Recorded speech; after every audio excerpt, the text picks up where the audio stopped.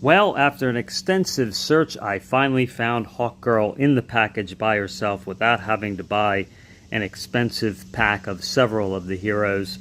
So here she is, Hawkgirl, and you just add these wings on after you've opened the packaging. And what's great about this is that the articulation on the 12-inch figures that DC puts out, they have rotating elbows and shoulders and wrists and knees and fully movable hip joints, and you don't get that with the Marvel Titan heroes, which are a complete rip-off. They cost a little bit more and they barely move.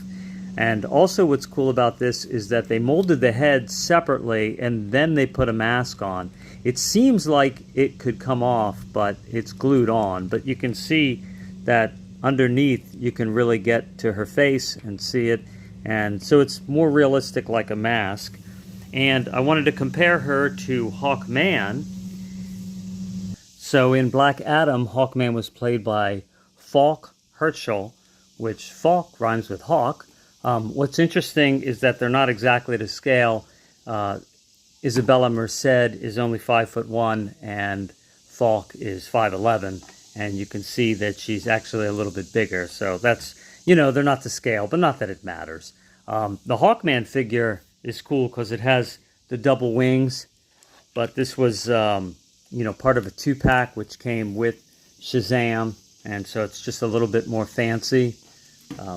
It ended up going on clearance. I guess nobody really cared, so I ended up getting it for probably less money than I got Hawkgirl for $10. And then I also wanted to show that DC loves feathers, because in the back there we have Wonder Woman in her golden armor. And if you recognize that the face is different, it is because I changed the head. I used the head of Carmella from WWE because I thought the mold was better looking than the one they had for Gal Gadot. And this one lights up, so you push a little button here on the side and she sparkles. So pretty cool. And then you have these wings also can, really move all around. And it didn't come with the sword. I gave her the sword, so just thought it looked cool like that. And but there you go, Hawkgirl, really hard to find. And where did I find it?